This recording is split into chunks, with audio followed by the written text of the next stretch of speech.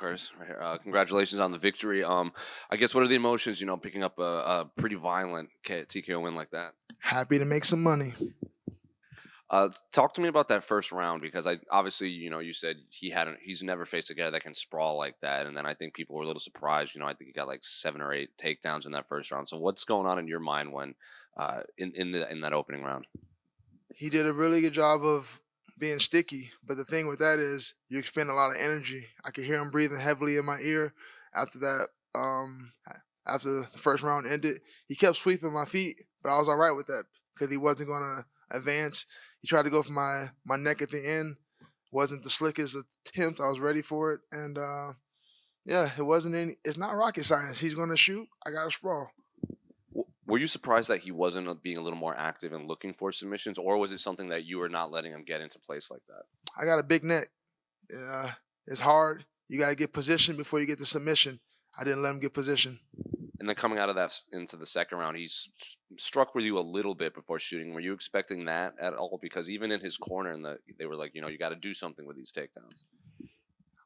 We knew my coach said he's going to get very uncomfortable. He got uncomfortable. He shot a very telegraphed shot. That's why I was able to sprawl. His very first shot in the first round was smoother because he wasn't frustrated. The second round, you could see it. It wasn't as he didn't have no smoke, and I was able to see it sprawl, brawl.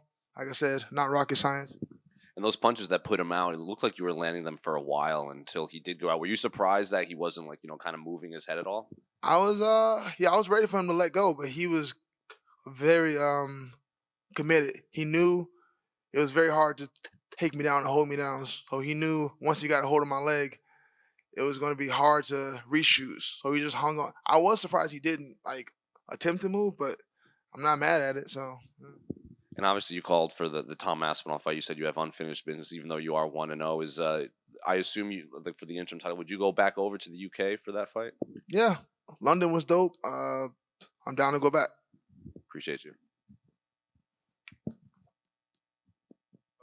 Was there a song that was more hyped than the Mortal Kombat theme? Like, is there a song that's more hyped than that? I've been using that since I was in the Army, so 15 years now. I won't ever use anything else. It's what gets me going. And who helped you in the training room, to prepare for a guy like Jailton? Who did you bring in for this training camp? My homie right there, Zach. Put your hand up, Zach.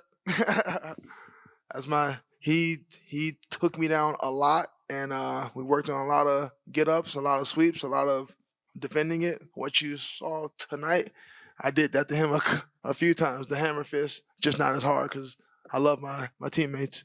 How do you plan on celebrating? A beer. As soon as we get out of here. I don't want to keep you from that, but if the Aspinall fight doesn't work out, if he chooses to do something crazy, maybe waits for the winner, I mean, is there anything else that makes sense to you? Nope. It won't be. I feel like you guys are all trying to edge me towards Gone. That's not happening. I asked for him already in the past.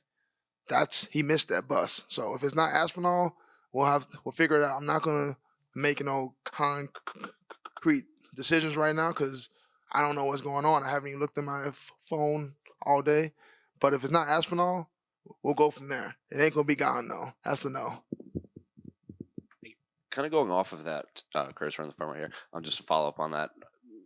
Like Tom called for Cyril too after I can't remember at one point, but then Cyril's like, no, I want the title shot.